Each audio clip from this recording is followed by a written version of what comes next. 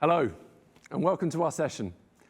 I think we've all heard thousands of opinions about the implications of COVID in the travel industry. I think it's safe to say that this has been one of the most impacted industries by the pandemic. There have been hundreds of discussions around the dynamics of these changes, whether certain types of travel would ever return to pre-pandemic levels, which segments saw these massive boosts and increased demand, and so on. That's why I'm really excited to bring on our guest here today. He's a director of research focusing on lodging for technology, and he comes from a company called Skift. There are very few travel publications out there that are really the source of truth in the travel industry, and Skift is one of them. Every day I wake up with my cup of coffee, and the first thing I read is a daily Skift email. So I'm really pleased to welcome Wouter Geerts. Hello, Wouter. Hi, Oliver. It's great to be here. Thanks very much for the invite. It's great to see you again. Right, let's get straight into it. Most of the talk over the last 2 years has really been about what types of travel were slow, what was coming back. But I think what's also much more interesting is really during this time, the smart lodging businesses have been updating their technology and getting more efficient. They know that if they can streamline some of their operations, increase profitability, they'll really be in a strong place as travel starts to make its resurgence. Is that a fair point? Yeah, I think so. I think there's definitely a few things coming together during the pandemic when it comes to technology in the hospitality industry. I do have to say as well, though, that some of it already started before the pandemic. Some of it might be glacial in speed, but at the same time, it was happening. I think one really clear point of where technology made a big impact during COVID is obviously contactless technology. We've seen a massive boom in sort of the uptake of technologies like contactless payments, online check-in, messaging services, all these things during the pandemic. Hotels just realized that they had to offer this to their guests to remain open. So what that did, I think, is that it also made hoteliers realize some of the shortcomings of some of their current technology providers. So certain technology providers were able to offer online check-in, but they couldn't do it on the mobile phone or whatever it was. So that we saw quite a lot of switching there happening. But I think, like I said, I think there was also a movement happening already before, and we shouldn't forget that. The average hotel would have something between 40 to 70 different technology systems in place to operate their hotel on a daily basis. I mean, that's a lot of technology that needs to connect with one another, talk to one another. And so that's always been an issue. And when you look at it from a highly sophisticated algorithms that they're using for pricing of hotel rooms. And then you go all the way down to very mundane, phones in the hotel rooms, right? I mean, there's such a breadth of technology that a hotel uses. All of it needs to be connected. Some of it is in the cloud, some of it is on location. So it's quite hard for things for innovation and stuff to happen in the hotel industry. But I think, again, that the pandemic has sort of provided an impetus there.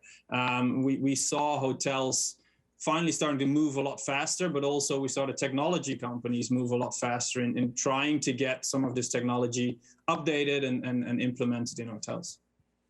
Yeah, I agree. And it's a fair point as well about these travel companies being more efficient with their technology pre-COVID. COVID accelerated it, but it wasn't the thing that started it. So there's an 800-pound gorilla in the room, which is tax compliance. Most people in lodging, they don't want to talk about it. There's a ton of complexity. It's never going to generate any revenue. It's only ever going to get more complicated. Specifically in the lodging space, it is a big thing that's very, very present. People don't want to talk about it, but I think we should, and I think we should discuss it for two reasons. First is jurisdictions want their money, period. The second is we've seen this shift really away from hotels, not completely away. Hotels are still a huge driver in the market, but a shift away from hotels to short-term rentals. And what we found is, as there's been this shift, and there's lots of potential occupancy tax over here on the STRs, the jurisdictions just take a year or two to start focusing back on that part of the industry.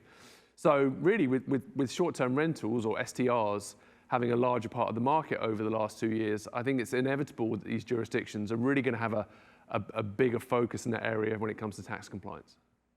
Yeah, no, I fully agree. I think we collect quite a lot of data from the industry. We've been doing so throughout the pandemic. And what we've seen is that short-term rentals have been performing much better than hotels. They have higher occupancy rates and they have higher prices or rates. So they have been performing well. Like you said, hotels are coming back, luckily. Don't count them out. But short-term rentals, we crunch some numbers. We think that short-term rentals might have taken anything from 3 to 5% market share away from hotels. So yeah, short-term rentals are a bigger competitor moving forward for hotels for sure. But that said, it's a very fragmented industry. Obviously, it's identified by hosts on the ground having 1 or 2 properties that they want to rent out on an Airbnb. That's how you know short-term rentals. And so it's extremely fragmented. But I think it makes sense for regulators to zoom into it more, like you said.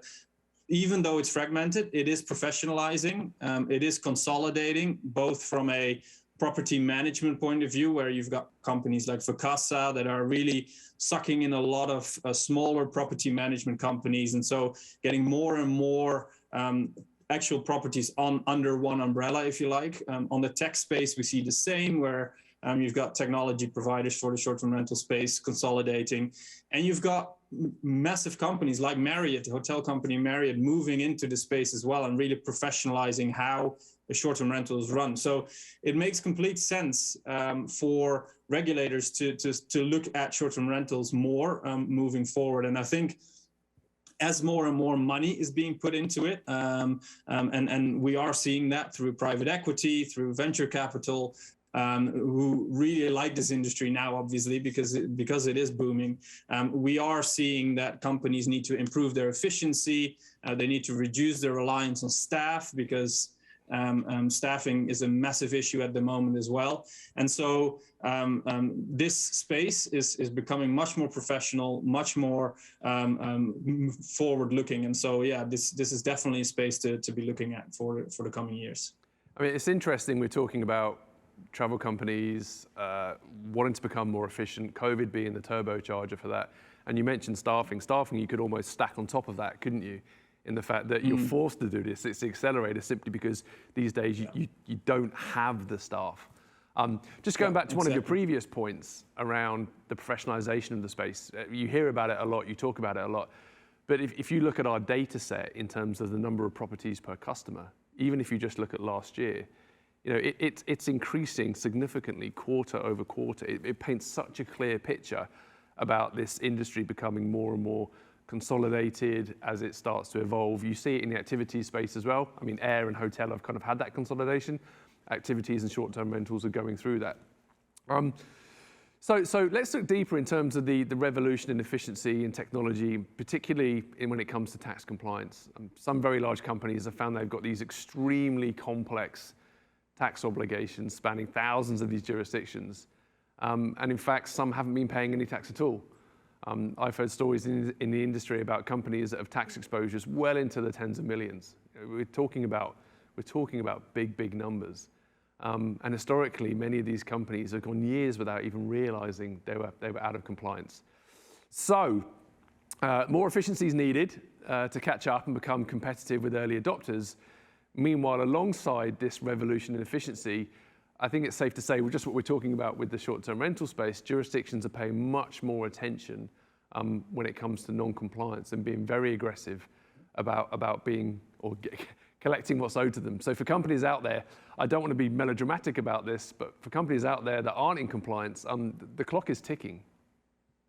Yeah, I think, and I think it can be confusing, right? Let's be honest. I mean, I think it's quite a web of trying to understand what is covering what, who's covering what tax, and if I would rent an Airbnb in I don't know, California or in Amsterdam where I live, I mean, does Airbnb pay my tax? Do I pay the tax? Who handles the state tax? Who handles the local tax? I don't know.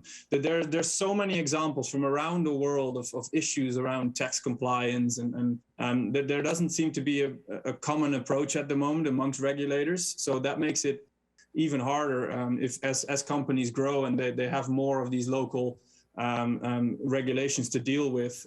At the moment, I think from my point of view, there seems to be sort of a two-pronged approach happening at the moment in terms of regulation. Regulators are looking at the platforms and regulators are looking at the hosts. And so the platforms, they're really looking at, okay, you are the distribution platform here. Are you an e-commerce platform, or are you in the real estate business, or what is it? And therefore, what responsibility do you have in tracking some of these things and paying taxes to councils and things like that?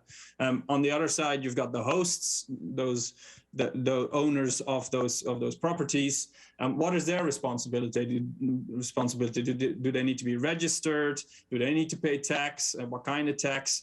Can we crack down on some of these illegal properties? There's all sorts of things happening there. And I think that two-way split doesn't make it easier either, because you don't know who's responsible for what anymore. And so I think a lot of destinations have now taken the pandemic sort of as a stop point, where in a lot of places, and especially short-term rentals are in many cases are quite big in urban areas. So a lot of urban areas obviously completely stopped seeing travel. And so a lot of these places that talked about over-tourism and overcrowding are now looking at, okay, how can we bring short-term rentals into our accommodation plan and strategy that we have much better, and so they're now is really the time that they're looking at, okay, how do we go forward from this and really pull short-term rentals away from more the illegal side of things and into the legality of it all. Yeah, it's an interesting dynamic, isn't it? Because you've got these big marketplaces, these big platforms, and they're being put on a lot of focus on them. So what part are they collecting? You've got the individual hosts saying, well, exactly like you said, are you collecting who's collecting what part? And I had some fantastic conversations over the last year where someone would say, look, if I've got a hotel room, it's $100. And this can be on an online travel agency, or it could be via a short-term rental platform. If I've got a hotel room or a home that's $100 a night, and $80 is the net rate, and $20 is the markup, do I pay tax on 100, or is it the 20? Is it the 80? Who should I be paying? How often should I be paying it? And it gets even more complicated because you get scenarios where a certain percentage goes to the local jurisdiction, a certain percentage goes to the state, but the state classifies this as a taxable amount, the local jurisdiction classifies this as a taxable amount. And to do that once is really, really hard. To do that across 2,000 jurisdictions or maybe 100,000 properties, if you're an online travel agency, how on earth do I keep up?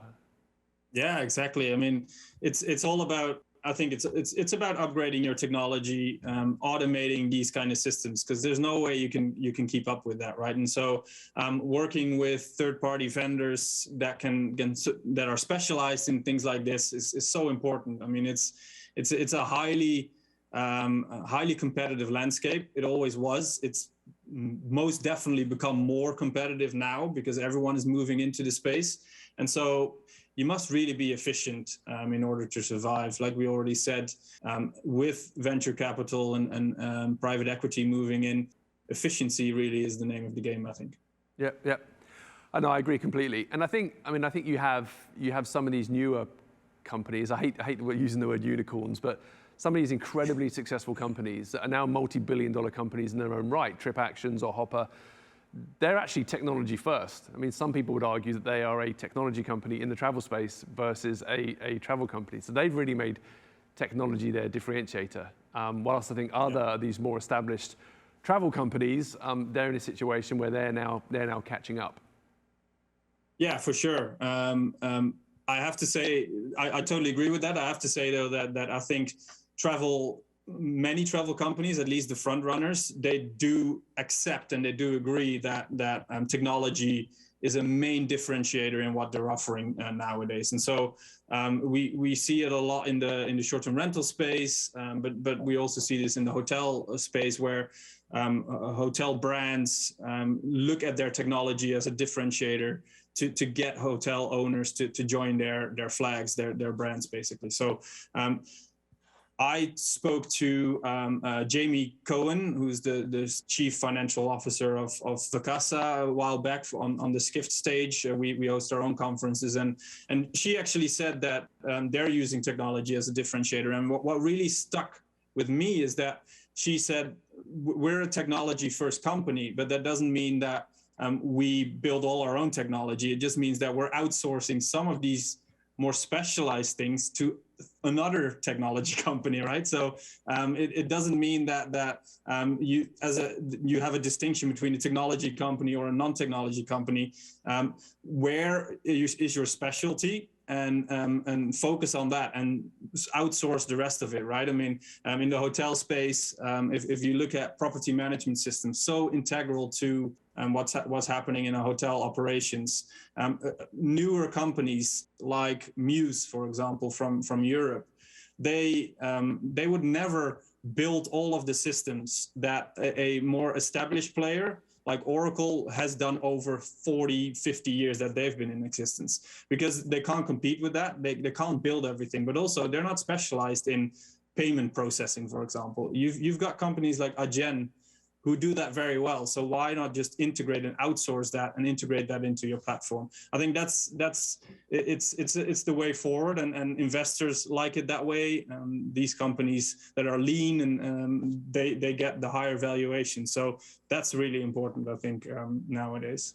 Yeah, I agree. You mentioned one word just popped out then, is you said investors. And one of the things we're seeing, like in this whole conversation, we've spoken about short-term rentals, online travel agencies, property management companies, tour operators. There's many that we've covered. And I would say there's one layer that sits on top of that, and I would say private equity or investors. A lot of the time, a lot of the companies that we work with, it's because they've been given a mandate from the private equity firm of, hey, I need to become more efficient. And it helps the private equity firm in two ways. First is it helps you more efficient year over year, so you get more money. But of course, when it comes to selling the company, the increased efficiency you have is really the multiplier. I think the other thing is being out of compliance can actually slow down some sort of sale. I personally was involved in a previous role where an acquisition fell through because the company we were acquiring actually had a state audit on them. And now these state and local agencies and these thousands of jurisdictions are really focusing on getting their tax revenue. It becomes more and more important than ever to make sure that you're ticked and tied when it comes to compliance and technology. I've got a question for you. What advice would you give to the audience about this revolution in efficiency and technology that you're seeing in the travel space? Should people embrace it, or should they be afraid of it? I mean, definitely embrace it, obviously. I think if there's anything the pandemic has shown us is that it offered us a lot of opportunities as an industry to upgrade systems, to automate certain things. And I think the industry has really shown how agile it is. I think it's very hard to overstate how much impact the pandemic has had on the travel industry. You mentioned it at the beginning of our session, but I think the travel industry must by far be the hardest hit industry, and it's great to see it coming back now. But I think travel companies that were used the pandemic well have actually used the past 2 years to update their systems, to upgrade, to automate. And companies that haven't done that, there's probably still a little bit of time, but travel is coming back like crazy. People want to travel again. So, and as mentioned already, staff shortages and everything, it makes complete sense to really look at technology now and to offer a much better product to your customers moving forward. Yeah, I agree. I mean, I keep having conversations with companies who know how important it is to be tax compliant, or who are just realizing that they were out of compliance. I mean, many of them have gone years without even realizing they weren't compliant. There's this large level of unconscious incompetence in some areas, not through any ill intent or malpractice. And I think the starting point is many of them don't even know where to turn to. Yeah, well, I suppose if they're watching this, they made the right first step, right? I mean, I'm not an expert on tax compliance like you are. I think most people probably aren't, and I know a thing or two about the travel industry. I know quite a lot about technology and the use of it in travel industry. But looking at what companies are doing that are successful in the travel industry, using the expertise and the software that you guys put out makes perfect sense. I mean, that's what every company is doing that is leading this charge here. So using Avalara's product would make complete sense, I think. Yeah, thank you, Wouter. Thank you for being with me today. Thank you for joining us here in this conversation. It's been great to have you. Yeah, thanks for having me. And I hope all of you looking at this will be in touch with that Skift email. It's a great way of staying up to date on daily travel trends, because as travel continues to grow, one thing is for sure, all of the complexity that we've been speaking about today is certainly not going away.